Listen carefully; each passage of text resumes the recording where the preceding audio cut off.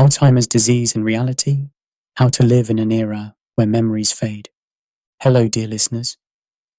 The story I want to share with you today is not simply about medical information or treatment methods. This is a time for deep reflection on the reality that we all may face someday, and how we should accept and cope with that reality. What is memory? Is it merely a brain function that stores information from the past? Or is it evidence that we exist as beings called I? Philosopher John Locke said, "Memory is identity itself." In other words, memory is what determines who we are. However, when we look at modern society, we witness a truly ironic situation. We store everything on smartphones, entrust memory to artificial intelligence, and are developing in a direction where we use our own brains less and less. Yet, at the same time, our fear of memory loss diseases like Alzheimer's is growing day by day. Adding a somewhat cynical perspective here, we have become contradictory beings who depend on external devices for memory, while simultaneously fearing the loss of that very memory. It's like continuously using a wheelchair without using our own legs, then suddenly worrying that our legs might become weak. Through this audiobook, we will rediscover the preciousness of memory through the disease called Alzheimer's, while also exploring realistic response measures. Above all, we will together find ways not to lose human dignity and the meaning of life throughout this entire process. Chapter 1: The Truth About Alzheimer's Disease, the Reality We Need to Know. Alzheimer's disease is not simply forgetfulness. It is a degenerative disease where brain nerve cells are systematically destroyed. This disease, first discovered in 1906 by German psychiatrist Alois Alzheimer, was initially considered a very rare form of early-onset dementia. However, it has now become a representative geriatric disease affecting more than 50 million people worldwide. Scientifically speaking, the main characteristics of Alzheimer's disease are the abnormal accumulation of two proteins. First is amyloid beta plaques, which are toxic proteins that accumulate outside brain cells. Second is tau protein tangles, which occur inside nerve cells and interfere with normal cellular function. To help understand this process, let me compare it to a city's transportation system. Amyloid plaques are like debris accumulated on roads, and tau protein tangles are like malfunctions in the traffic signal system. Eventually, just as information flow is blocked and the entire city becomes paralyzed, brain function gradually deteriorates. Alzheimer's disease progresses in a predictable pattern.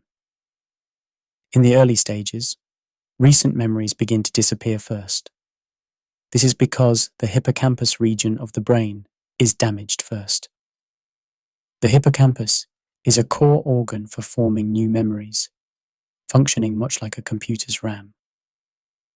In the middle stages, problems with judgment and language abilities appear. Patients get lost on familiar routes, cannot calculate money, and cannot find appropriate words.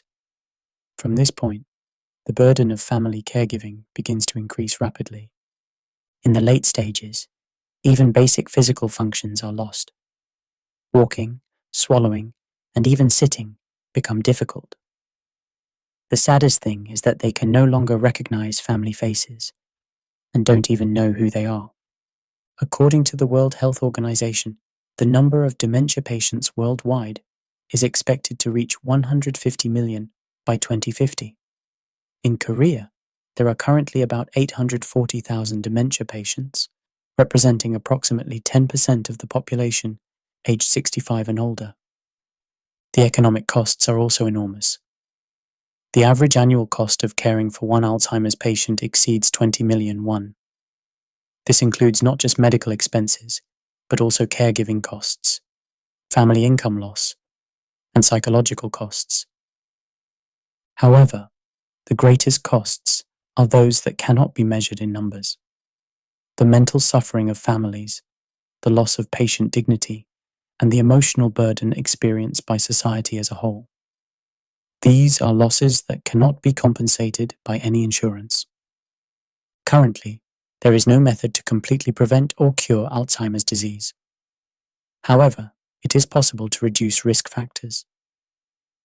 According to scientific research, regular exercise, balanced diet, adequate sleep, continuous cognitive activities, and social participation are known to help brain health. In particular, research results are accumulating that foods rich in omega-3 fatty acids and antioxidants, such as the Mediterranean diet, have brain protective effects. But reality is complex here too. Just because preventive methods exist doesn't mean everyone can practice them. Various variables exist, including economic conditions, time constraints, and individual health status.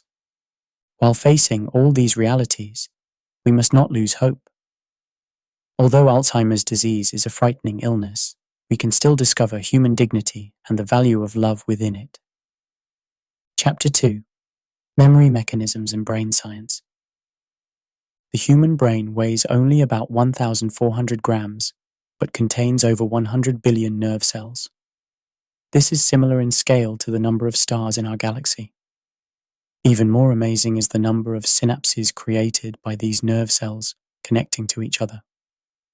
About 100 trillion of these connections are the physical foundation that creates our memories, emotions, and thoughts. Neuroscientist Eric Kandel, through his Nobel Prize-winning research, revealed how memories are formed. Memory is created as the connection strength between nerve cells changes, called synaptic plasticity. Simply put, frequently used neural pathways are strengthened, while unused pathways are weakened. Let me compare this process to mountain paths. Initially, rough and narrow paths become wide and smooth highways, when many people frequently travel them. Conversely, unused paths become overgrown with weeds and eventually disappear. Brain memory works on the same principle. Memory is broadly classified into 3 types. First is sensory memory, which lasts only a few seconds. Second is short-term memory, which lasts 15 to 30 seconds and can process only 5 to 7 pieces of information simultaneously. Third is long-term memory, which can theoretically last a lifetime. Long-term memory is further divided into 2 types. Declarative memory is memory that can be consciously recalled, divided into factual memory and personal experience memory. Procedural memory consists of unconsciously performed functions, such as riding a bicycle or playing piano. Interestingly, Alzheimer's disease selectively attacks these memory systems. Early on, forming new episodic memories becomes difficult, and gradually semantic memory is also damaged. However, procedural memory is often preserved relatively longer. This is why even late-stage patients sometimes remember songs or dances learned long ago. The brain is like an orchestra. Each instrument has its unique role, but they must harmonize together to create beautiful music. The frontal lobe acts as the brain's CEO. It handles high-level cognitive functions such as making plans, making judgments, and regulating emotions. When this area is damaged as Alzheimer's progresses, patients experience difficulties with daily problem-solving and situational judgment. The hippocampus is like a factory for making new memories. Here, short-term memories are converted to long-term memories. The recent memory loss that is an early symptom of Alzheimer's is due to damage in this area. The temporal lobe processes language and auditory information. The parietal lobe handles spatial perception and attention. And the occipital lobe processes visual information. As Alzheimer's progresses, all these areas are gradually affected. Here's some hopeful news. The brain has amazing adaptability. This is called neuroplasticity, the ability for other areas to take over the functions of damaged areas. For example, research on London taxi drivers revealed that the posterior hippocampus, which handles spatial memory, was much more developed than in ordinary people. This is evidence that the brain can change through continuous training and use. However, adding a somewhat cynical perspective here, modern society is not properly utilizing this brain potential. We give up spatial memory abilities by relying on GPS and abandon mathematical thinking by depending on calculators. Just as muscles atrophy when not used, brain function deterioration when not used may be a natural consequence. Modern people's chronic stress has a devastating impact on brain health. When the stress hormone cortisol is continuously secreted, hippocampal nerve cells are damaged, and the generation of new nerve cells is suppressed. Even more serious is that chronic stress promotes inflammatory reactions in the brain. This neuroinflammation is known to play an important role in the onset and progression of Alzheimer's disease. However, appropriate stress actually helps the brain. New challenges and learning stimulate the brain and strengthen neural connections. The problem is that most stress in modern society is chronic in nature and cannot be resolved. Based on this scientific understanding, we must seek more realistic and effective approaches to protecting memory and brain health. Rather than simply being afraid, we should believe in the brain's amazing abilities and find ways to utilize them to the fullest. Chapter 3: Limitations of Modern Medicine and Alternative Approaches. Modern medicine has certainly made remarkable advances. It has conquered cancer, made organ transplants possible, and saved humanity from infectious diseases. However, it remains powerless before Alzheimer's disease. Despite hundreds of billions of dollars invested over the past 30 years, fundamental treatments have still not been developed. Currently, there are two main types of Alzheimer's treatments approved by the FDA. First are acetylcholinesterase inhibitors, which temporarily alleviate symptoms by preventing the breakdown of acetylcholine, a neurotransmitter related to memory in the brain. Second are NMDA receptor antagonists, which play a role in slowing nerve cell damage. However, the effects of these drugs are limited. They only delay disease progression by 6 months to 1 year and are not fundamental treatments. Moreover, side effects are not insignificant, potentially causing digestive disorders, dizziness, and sleep disorders. Recently approved antibody treatments like aducanumab and lecanemab are also controversial. While they have effects in removing amyloid plaques, they have not shown clinically meaningful improvements and carry risks of serious side effects, like brain swelling and bleeding. Alzheimer's disease is not simply a brain problem. It is a multidimensional disease where genetic factors, environmental factors, lifestyle habits, social relationships, and psychological states work together in complex ways. However, the current medical system focuses on prescribing medications for individual symptoms rather than this integrated approach. What's even more problematic is that even medical professionals are reluctant to acknowledge these limitations. Due to pressure to provide hopeful prospects to patients and families, they sometimes give overly optimistic explanations or recommend treatments of uncertain effectiveness. In this reality, integrative medicine approaches are gaining attention. This is a methodology that maintains the scientific rigor of Western medicine, while combining the holistic perspective of traditional medicine. For example, research results are accumulating that acupuncture helps improve cognitive function in Alzheimer's patients.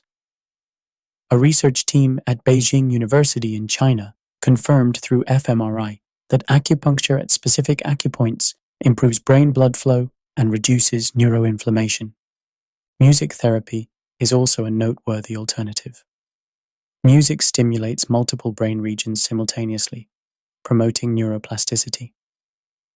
Particularly, music familiar from childhood can evoke emotional responses even in late-stage Alzheimer's patients. This is because music-related memories are stored deep in the brain and are relatively well preserved.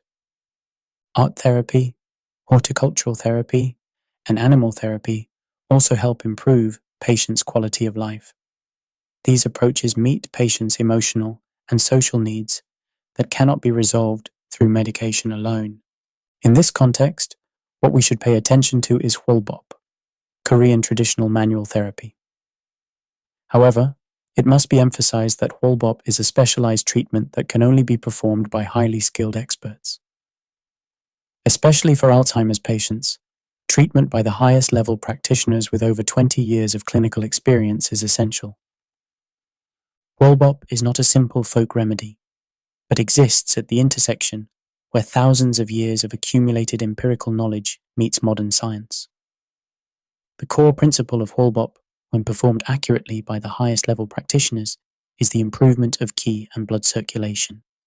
In modern medical terms, this can be explained as promoting blood and lymphatic circulation, restoring autonomic nervous system balance, and facilitating neuroplasticity.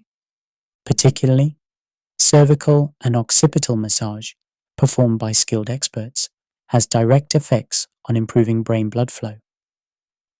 When neck muscle tension is properly relieved through accurate techniques, blood flow in the vertebral and carotid arteries improves, increasing oxygen and nutrients supplied to the brain.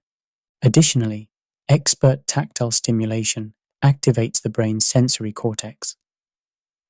The skin is the largest sensory organ in the human body, and appropriate tactile stimulation by skilled experts stimulates extensive brain areas and strengthens neural connections. This can help maintain cognitive function in Alzheimer's patients. However, these effects can only be achieved by experts with sufficient experience and skill. Improper treatment can actually harm patients, so verified highest level practitioners must be sought. Another important aspect of Hwolbop is psychological stability and emotional healing. Alzheimer's patients experience emotional problems such as anxiety, depression, and anger, along with cognitive decline. The gentle touch and breathing techniques of Hwolbop help alleviate these emotional symptoms. Scientifically, appropriate physical contact promotes the secretion of oxytocin, a hormone also called the love hormone that reduces stress and strengthens social bonds. This is an important factor in improving the quality of life for Alzheimer's patients. The dungeon breathing, emphasized in Hwolbop, activates the parasympathetic nervous system, calming body and mind. This prevents brain damage from chronic stress and creates an environment that promotes nerve cell regeneration. However, Hwolbop is not a panacea. It cannot completely reverse brain damage that has already occurred, nor can it guarantee the same effects for all patients. The important thing is to use Hwolbop as part of an overall treatment plan, rather than overestimating it as a miraculous cure. Adding a somewhat cynical perspective here, our society always seeks complete cures. It seems to believe that magic pills or miraculous technologies will solve all problems. But reality is not that simple. True healing involves pursuing holistic health through integrated approaches. Hwolbop can be an important component of that integrated approach, but it alone is not sufficient. Medical treatment, nutritional management, exercise, social support, and psychological care must all work together. Chapter 4: Scientific Basis and Philosophy of Hwolbop. Hwolbop is the essence of the treatment system that has developed in the East for thousands of years. Hwal means to revive, and bop means method, so it literally means method of reviving life.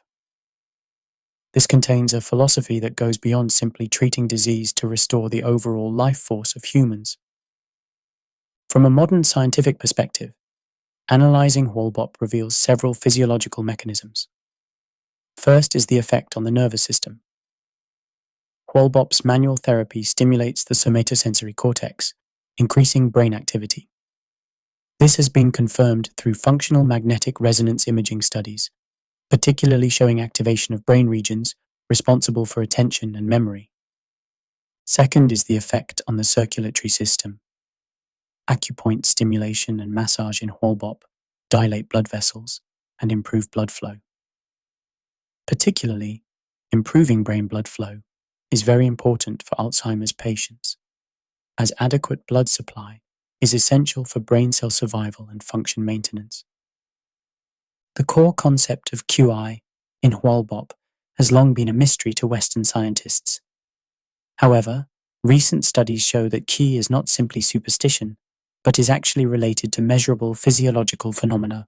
Meridians, considered pathways for Qi flow, anatomically correspond remarkably with the roots of nerves, blood vessels, and fascia. Acupoints also show characteristics of low electrical resistance and high heat emission, indicating high nerve distribution density in those areas. Even more interesting is the discovery that QE circulation is closely related to autonomic nervous system activity. When Qi flow is regulated through Hwalbop, the balance between sympathetic and parasympathetic nerves improves, reducing stress responses and enhancing immune function. Adding a somewhat cynical perspective here, Western science has long dismissed Eastern medicine as unscientific. But how do we explain the fact that Eastern medicine has empirically dealt with problems that modern medicine cannot solve? This can be seen as a case showing the intersection of limitations of scientific methodology and cultural prejudice. One of the most notable concepts in recent neuroscience is neuroplasticity. This refers to the brain's ability to change its structure and function through new experiences and learning. Hwalbop provides various stimuli that promote this neuroplasticity. Tactile stimulation is a particularly powerful factor in promoting neuroplasticity. Signals starting from skin sensory receptors reach the brain's somatosensory cortex through the spinal cord, activating countless neural connections in this process. Systematic tactile stimulation in Hwalbop strengthens these neural pathways and increases overall brain activity. The breathing techniques emphasized in Hwalbop also affect neuroplasticity. Deep, slow breathing stimulates the vagus nerve, strengthening connections between the brainstem and cerebral cortex. This has effects of improving stress control ability and facilitating new memory formation. Alzheimer's patients often complain of chronic pain. This may be because the brain's pain control system is damaged, or because they cannot properly express pain due to cognitive decline. Hwalbop can effectively respond to these pain problems. Manual therapy in Hwalbop promotes the secretion of endogenous opioids called endorphins. Endorphins not only act as natural painkillers, but also have effects of improving mood and reducing stress. This directly contributes to improving the quality of life for Alzheimer's patients. The rhythm of pressure and relaxation used in Hwalbop creates pain-blocking effects according to gate control theory. Tactile signals through thick nerve fibers block pain signals through thin nerve fibers, reducing overall pain perception. Recent studies show that the immune system plays an important role in the onset and progression of Alzheimer's disease. Brain microglia become excessively activated, causing neuroinflammation, which accelerates nerve cell damage. Hwalbop has effects of regulating systemic immune function. Appropriate physical stimulation reduces secretion of the stress hormone cortisol, and instead promotes secretion of hormones that strengthen immune function. It also improves lymphatic circulation, helping waste removal and reducing inflammatory reactions. Particularly, stimulation of the Danjan area emphasized in Hwalbop can affect the intestinal microbial environment. The concept of gut-brain axis is recently gaining attention, with imbalances in intestinal microorganisms being revealed to directly affect brain health. To understand the effects of Hwalbop, we must also examine its philosophical background. Hwalbop views humans not as beings with separated body and mind, but as one integrated whole. This is a completely different perspective from Western Cartesian dualism. This holistic approach captures important aspects that modern medicine is missing. Disease is not simply physical dysfunction, but an imbalanced state of an individual's overall life energy. Therefore, treatment should also aim for overall balance restoration rather than local symptom relief. Adding a somewhat cynical perspective here, modern society has focused only on analyzing and decomposing everything, losing the perspective of seeing the whole. Like seeing only trees and not the forest, aren't we missing the human being as a whole, while focusing only on individual symptoms? The philosophy of Walbop presents an important perspective that can complement these limitations of modern medicine. That is, healing is not technique, but relationship. Deep empathy and understanding between healer and patient, and the patient's own will to heal, must be the foundation of all treatment. Chapter 5.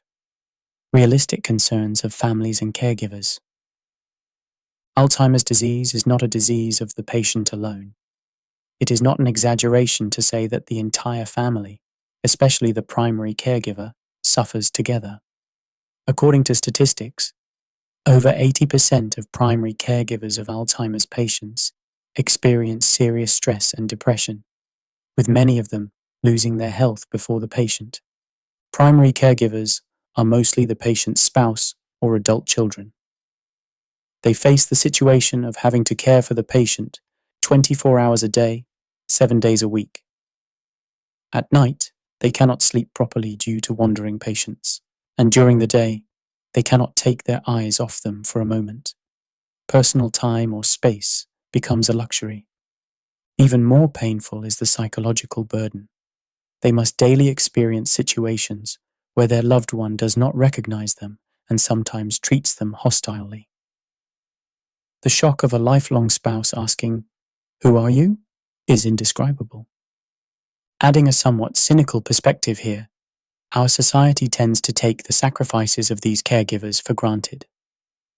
Moral pressure like, "It's natural because they're family," or filial piety is basic, further isolates caregivers. Meanwhile, social support is woefully inadequate. The economic costs of caring for one Alzheimer's patient are beyond imagination. Medical expenses alone average over 1.5 million won per month. And when combined with caregiving costs, protective supplies, and facility usage fees, it commonly exceeds 3 million won per month. The problem is that these costs continue for 5 years, 10 years, sometimes over 15 years. Even an average middle-class family can face economic ruin when one Alzheimer's patient occurs. Especially when the primary caregiver quits their job, both income decrease and expense increase occur simultaneously, rapidly increasing household burden. Long-term care insurance exists, but it only covers part of the actual costs. The rest must all be borne by the family. Moreover, dissatisfaction with the quality level and service appropriateness of care facilities is high, leading many families to choose direct home care. Families of Alzheimer's patients gradually become socially isolated. Unable to leave the patient alone makes going out difficult, and meetings with friends decrease. Even if they briefly go out, they cannot rest properly because they worry about the patient. Even sadder is that existing human relationships change. Some friends begin to feel uncomfortable and distance themselves, and conflicts can even arise within families. Disputes among siblings over caregiving responsibilities or differences of opinion about treatment directions often worsen family relationships, particularly when patients show violent behavior or inappropriate speech and actions. Families feel shame and bewilderment.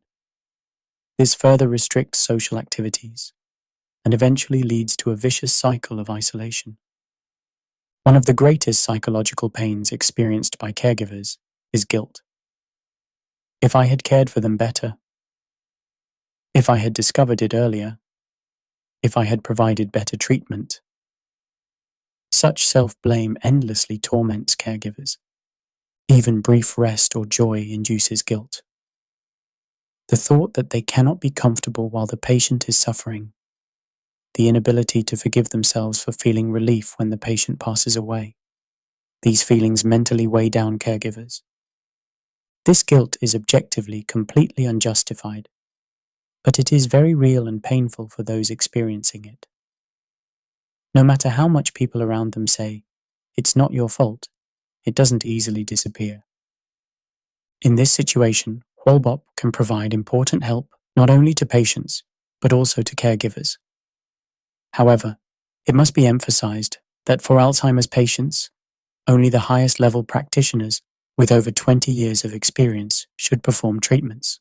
First, watching expert WALBOP treatment allows caregivers to escape from feelings of helplessness. The feeling that an expert is doing their best for our family member greatly improves psychological stability. Second, expert, skilled WALBOP manual therapy strengthens emotional bonds through warm, physical contact with patients. Even patients who have difficulty communicating verbally can communicate through experts' precise touch. This provides great comfort to caregivers. Third, while receiving WALBOP treatment, caregivers can also experience breathing techniques and meditative elements together, helping with their own stress management. They can learn simple relaxation techniques under expert guidance. Fourth, when patients' conditions improve through expert WALBOP, caregiving burden decreases and their relationships can improve. This leads to improved quality of life for the entire family. However, WALBOP alone cannot solve all problems. Caregivers need realistic and specific strategies. First, they should not try to handle caregiving alone. All possible resources should be utilized. Family, friends, neighbors, professional services. Sustainable caregiving is more important than perfect caregiving. Second, they must not neglect their own health. If caregivers collapse, it becomes an even greater misfortune for patients.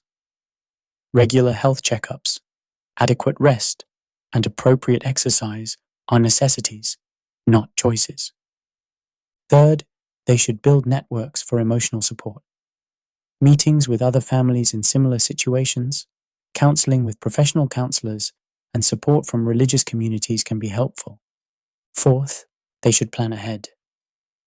It's important to prepare legally, economically, and medically in advance for the patient's condition deteriorating. Adding a somewhat cynical perspective here, our society imposes excessive burdens on caregivers under the guise of love and sacrifice. What's really needed is not emotional sympathy, but practical support systems. We should recognize this problem as a task that society as a whole must solve together, not just leave it to individuals and families. Chapter 6. Social Prejudice and Economic Burden. Social prejudice against dementia, particularly Alzheimer's disease, causes as much suffering to patients and families as the disease itself. Many people perceive dementia as a crazy disease, or disease that makes you stupid, and this prejudice socially isolates patients and families. Particularly in Korea's Confucian culture, which values elderly wisdom and authority, dementia directly conflicts with these traditional values. When a family head, who has led the family throughout their life, suddenly cannot remember anything and loses judgment, family members experience severe confusion and shame. Even more problematic is that these prejudices interfere with early diagnosis and treatment. Many families try to hide dementia symptoms or dismiss them as simple aging phenomena, missing appropriate treatment timing. Even when diagnosed, they often hesitate to inform others, failing to receive necessary social support. Adding a somewhat cynical perspective here, our society tends to evaluate people's worth only by appearance, achievements, and abilities. Beings without productivity or who have lost memory are treated as burdens to society.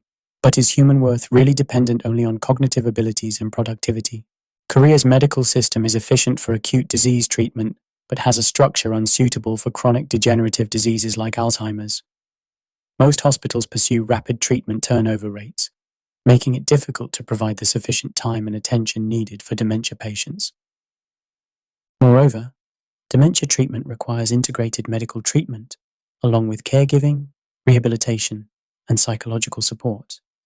But the current medical fee system does not properly compensate for such comprehensive services. Doctors also tend to avoid treating dementia patients, ultimately reducing medical accessibility for patients and families. The long-term care insurance system has been introduced, but many limitations remain. Grade assessment is difficult, service quality levels are inconsistent, and out-of-pocket expenses are substantial. Particularly, early-stage dementia patients often cannot receive grades and thus receive no support. Alzheimer's disease further deepens economic inequality. Families with economic means can use good care facilities or professional caregiving services, but those without are forced into situations where families must provide direct care. Particularly for women, they often bear primary caregiving responsibility for being daughters-in-law or daughters. This leads to career interruption and economic vulnerability, creating a vicious cycle. According to statistics, over 70% of primary caregivers for dementia patients are women, with many having to give up their own retirement preparations. The presence of dementia patients also affects the entire family's socioeconomic status. It can interfere with children's education or marriage, and sometimes even lead to family dissolution. Current health insurance and private insurance systems also fail to properly reflect the characteristics of dementia as a disease. Because dementia is an incurable disease that gradually worsens, existing insurance systems focused on acute diseases cannot provide adequate coverage. Private dementia insurance also often has limited coverage, despite marketing claims.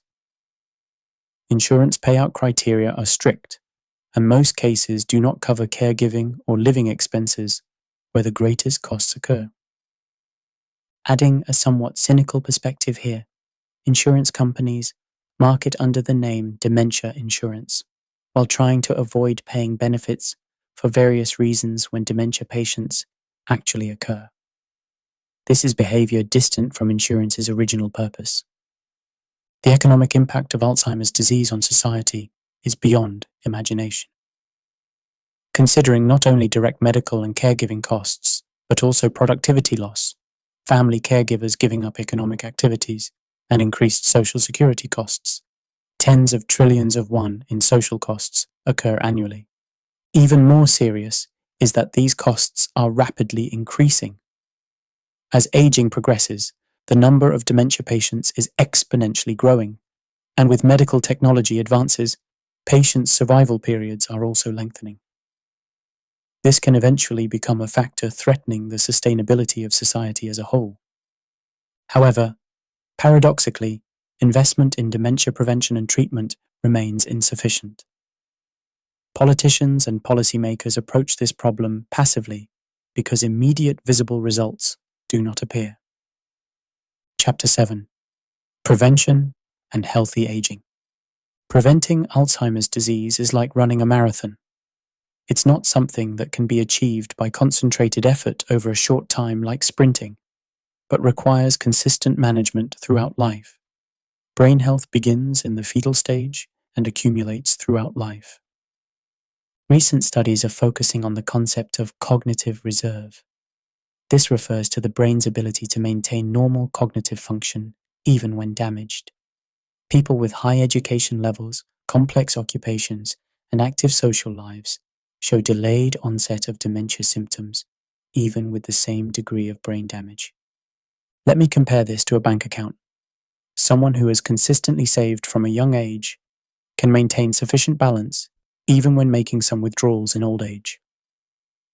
Conversely, someone who hasn't saved can face bankruptcy even with small withdrawals.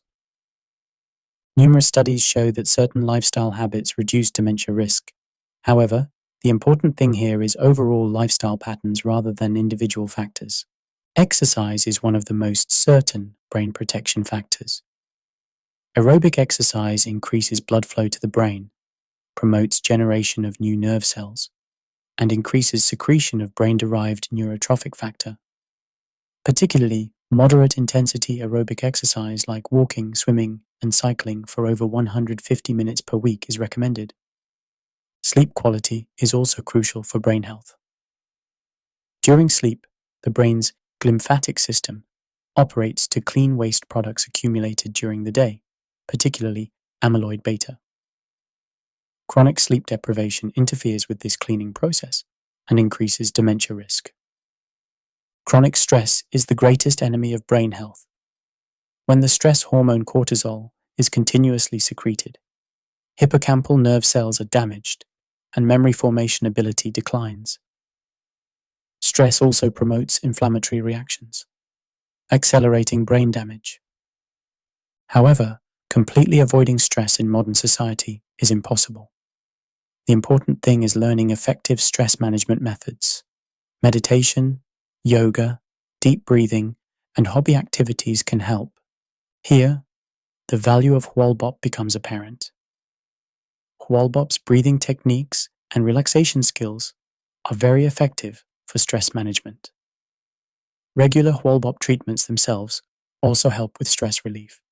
Humans are social animals. Social isolation is known to be as harmful to health as smoking or obesity. Particularly, social isolation in old age greatly increases dementia risk. Social interaction stimulates multiple brain regions simultaneously. Complex cognitive processes like language processing, emotion recognition, and social reasoning occur simultaneously. This has effects of strengthening neural connections and increasing cognitive reserve. However, adding a somewhat cynical perspective here, modern society is paradoxically weakening social connections.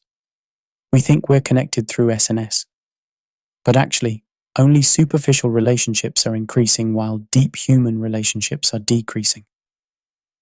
As online communication replaces offline meetings, true social connections are actually weakening. There's a saying, a learning brain doesn't age. Continuous learning and new challenges maintain brain plasticity and create new neural connections. Learning new languages, playing instruments, or acquiring new skills all help brain health. However, the important thing is newness. Simply repeating familiar tasks is not sufficient. Tasks must be challenging enough for the brain to feel challenged for neuroplasticity to be promoted. Reading is also excellent brain exercise. Particularly reading novels simultaneously stimulates various brain functions like imagination, empathy, and language processing. However, it's important to increase difficulty levels here too.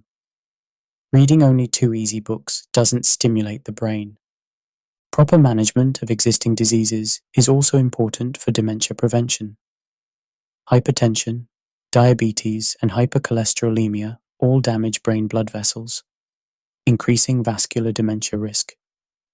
These vascular diseases may also accelerate Alzheimer's progression. Regular health checkups to detect and treat these diseases early are important. Also, taking prescribed medications regularly and managing diseases through lifestyle improvements are necessary. There are supplements that help brain health, but overconfidence is prohibited. Studies show omega-3 fatty acids, vitamin D, and B vitamins help brain health, but they cannot replace balanced meals. Hwalbop has great value not only for treatment, but also prevention. However, even for prevention purposes, skilled expert treatment is essential. Regular treatment by experts with at least 10 years of experience helps maintain brain health by improving brain blood flow, reducing stress, and promoting neuroplasticity. Particularly, Hwalbop's holistic approach helps restore the mind-body connection that modern people easily miss. Through expert accurate diagnosis and personalized treatment, not only physical health, but also mental and emotional health can be managed together, providing more comprehensive preventive effects. However, realistic approaches are needed here too. Hwalbop alone cannot solve everything, and maximum effects can be achieved when practiced together with other prevention measures. The important thing is not temporary interest but consistent expert management throughout life. For prevention purposes, WellBop treatment of 1 to 2 times per month is appropriate, adjusted by experts according to individual constitution and health status. Most importantly, choosing verified qualified experts is crucial.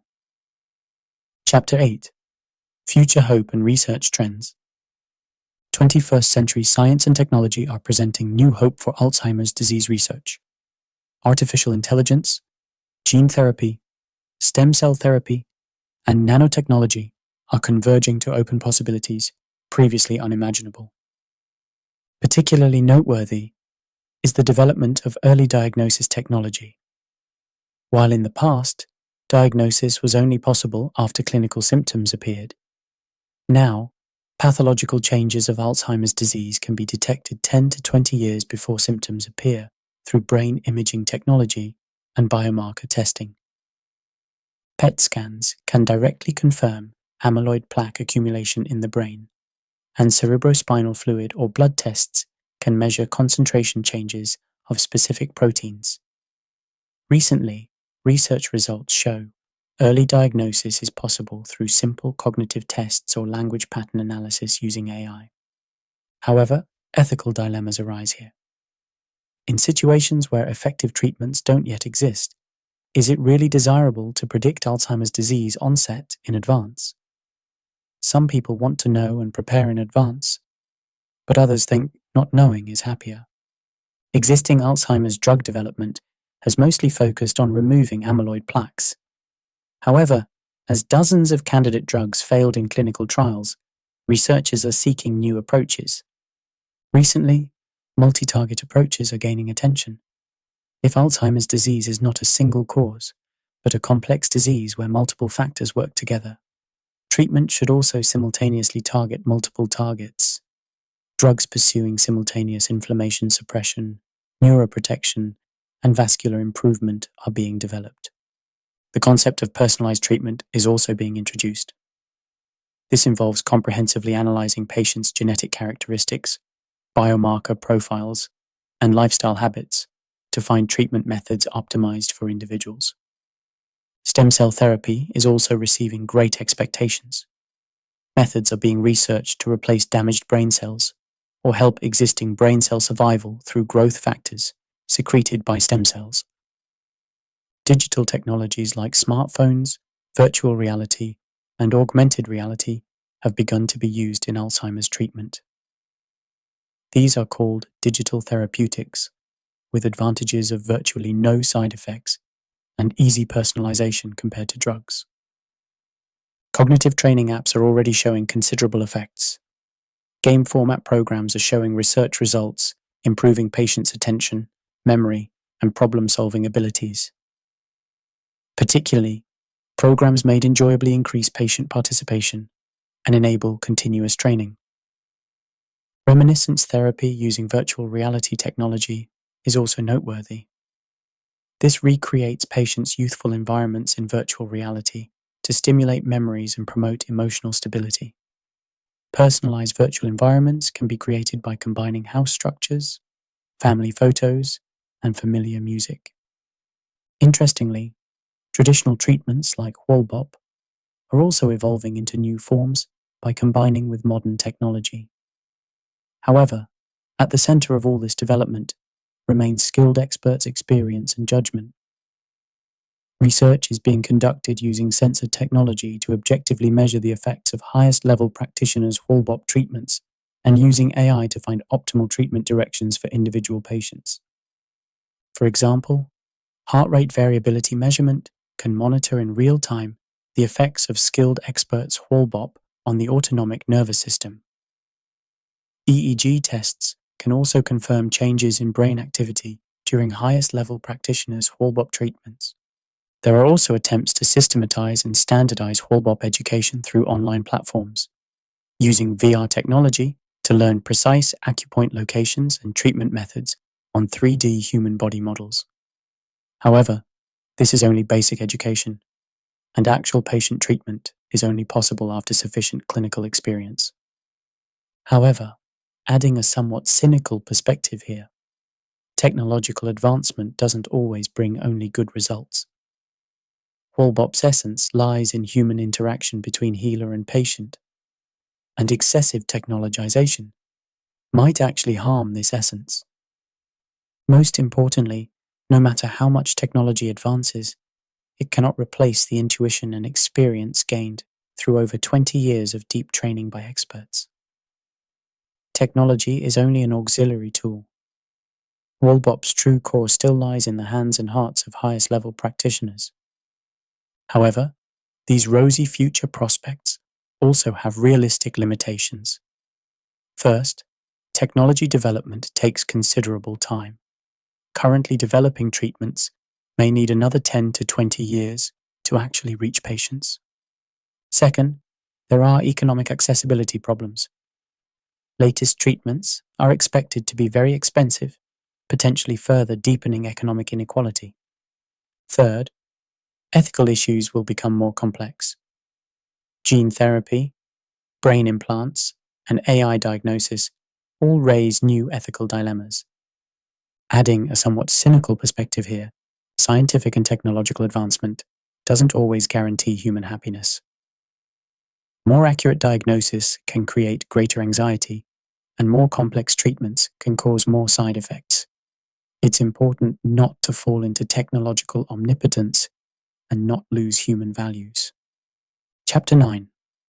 Expert Selection and Treatment Guidelines for Walbop. For serious degenerative brain diseases like Alzheimer's, treatment by highly skilled Walbop experts is essential. This is not simple health management, but specialized treatment for complex neurological diseases. Improper treatment can actually worsen patients' conditions, so expert selection must be careful. Walbop experts are classified into 4 levels according to experience and skill level. For Alzheimer's patients, I strongly recommend receiving treatment from highest level practitioners. Beginners, under 3 years. This stage has learned basic acupoint locations and treatment methods. General health management or simple fatigue recovery is possible, but it's not suitable for complex brain diseases like Alzheimer's. They may lack ability to perceive and appropriately respond to patients' subtle reactions. Intermediate practitioners, 3 to 10 years. This stage is beginning to accumulate experience with various diseases. They understand basic Walbop principles and can apply them to some degree, but still lack experience to fully grasp complex symptom changes in Alzheimer's patients. Skilled practitioners, 10 to 20 years. This stage can handle various diseases based on considerable clinical experience. They have basic understanding and responsibilities for brain disease patients, but need more experience to fully understand Alzheimer's disease's specificity. Highest level practitioners, over 20 years. This stage has mastered Walbop's deep principles and can provide personalized treatment for individual patients through numerous clinical experiences. They have abilities to immediately detect subtle condition changes in Alzheimer's patients and adjust treatment methods accordingly. Only experts at this level can safely and effectively perform treatment for Alzheimer's patients. When selecting Walbop experts for Alzheimer's patients, the following criteria must be strictly applied. First, they must have at least 20 years of clinical experience. Walbop is not simple technique, but high-level healing art that directly communicates with patients' life energy. Reaching this level requires at least 20 years of deep training and clinical experience. Second, they must have specialized experience with brain disease patients. Alzheimer's disease requires completely different approaches from general diseases. They must be experts who understand the brain's complex structure and function and can accurately grasp degenerative disease characteristics. Third, they must be engaged in continuous learning and research. True experts don't rest on their experience alone, but constantly acquire new knowledge and improve techniques. Experts showing efforts to integrate modern medical developments with Walbop should be sought. Fourth, They must have deep understanding of patients and families. They must be experts with mindsets, truly understanding the pain experienced by Alzheimer's patients and families, and pursuing holistic healing beyond simple technique provision. What must be emphasized here is how dangerous WALBOP by unskilled practitioners can be. Particularly, Alzheimer's patients have difficulty accurately expressing their conditions, making it hard to immediately notice problems from inappropriate treatment. Wrong acupoint stimulation by beginners can actually interfere with patients' QI and blood circulation. Excessive pressure can damage weak bones and joints of elderly people, and improper treatment sequences can make patients more confused. Even more serious is when beginners don't know their limitations and become overconfident. Trying to handle serious diseases with only superficial knowledge of WALBOP can harm patients. Adding a somewhat cynical perspective here, nowadays many people call themselves experts after just a few short-term training sessions. However, true WALBOP cannot be acquired overnight. Only after decades of training and accumulated experience can one gain qualifications to handle patients' lives. Once highest-level practitioners are found, sufficient consultation processes must precede actual treatment. True experts will go through the following processes to accurately assess patients' conditions. First, detailed medical history taking. They comprehensively grasp not only patients' current conditions, but also onset processes, family history, medications being taken, and lifestyle habits. Second, application of traditional diagnostic methods. They accurately judge patients' constitutions and current conditions through traditional diagnostic methods like pulse diagnosis, tongue diagnosis, and abdominal diagnosis. Third, establishment of individualized treatment plans. They create treatment plans suited to individual patient characteristics rather than uniform methods. Fourth, sufficient communication with families. They explain treatment goals, expected progress, and precautions to families in detail, and guide home management methods. Even highest-level practitioners' treatments require appropriate environments and conditions.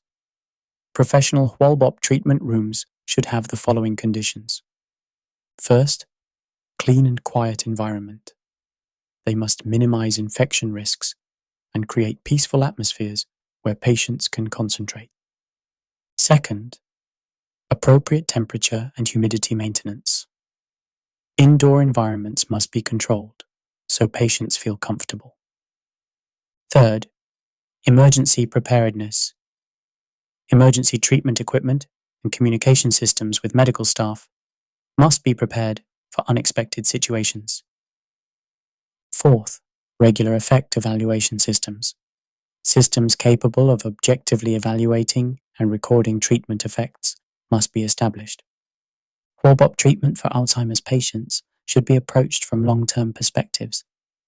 Even highest-level practitioners should not expect dramatic short-term effects.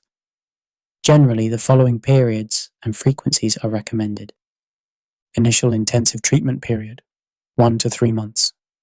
2 to 3 treatments per week to improve patients' basic key and blood circulation and achieve symptom stabilization.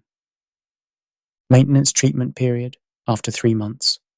1 to 2 treatments per week to maintain improved conditions and pursue additional improvements. However, these standards must also be adjusted according to individual patient conditions and may vary according to highest-level practitioners' professional judgment. Finally, establishing realistic expectations for WALBOP is important. Even highest-level practitioners' treatments cannot make WALBOP omnipotent. Fundamental treatment of Alzheimer's disease is impossible, and symptom relief and delayed progression speed should be expected. However, this alone is sufficiently meaningful. If patients' quality of life improves, relationships with families improve, and above all, human dignity can be maintained, that alone can be considered great achievement. WALBOP's true value lies not in complete cure, but in finding comfort and hope in the process of patients and families living with disease. What is transmitted through highest-level practitioners' touch is not simple treatment technique, but deep love and understanding for humanity. Conclusion: love beyond memory. We have now reached the end of our long journey, walking together through the dark tunnel called Alzheimer's disease. We have discovered dimly shining sparks of hope even within it. Alzheimer's disease is certainly a frightening illness. It steals memories, shakes identity, and drives entire families into suffering. However, what we discovered is that even before this disease, human dignity and the power of love never disappear. Wallbop is one concrete and practical response method we can approach in such situations. However, true effects can only be expected when performed by highest level practitioners with over 20 years of deep training. While not a perfect answer, it provides hope that professional and safe treatment can be received even in despair. More importantly, through highest level practitioners' Wallbop, patients and families can connect with each other and exchange love. While acknowledging modern medicine's limitations, we place hope in scientific and technological advancement. At the same time, we hope our society will abandon prejudices against dementia and create more inclusive and supportive environments. Above all, through Alzheimer's disease, we are made to reconsider what life's true values are. That success and achievement, memory and cognition are not everything. We realize that loving and being loved, being together, and caring for each other are the essence of human life. The Bible says, "Love is patient, love is kind. It does not envy, it does not boast, it is not proud. It does not dishonor others. It is not self-seeking. It is not easily angered. It keeps no record of wrongs. Love does not delight in evil, but rejoices with the truth. It always protects, always trusts, always hopes, always perseveres. Love never fails. But where there are prophecies, they will cease. Where there are tongues, they will be stilled. Where there is knowledge, it will pass away." 1 Corinthians 13:4-8. Even when memory disappears, love remains. Even when knowledge vanishes, love continues. This is the comfort and hope given to all of us fighting Alzheimer's disease. I sincerely thank you for listening to this audiobook to the end. I hope this content will be of some help to you and those you love.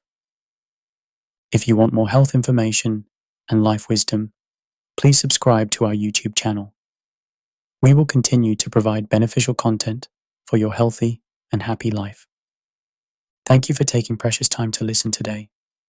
I pray that health and peace will be with you and all your family members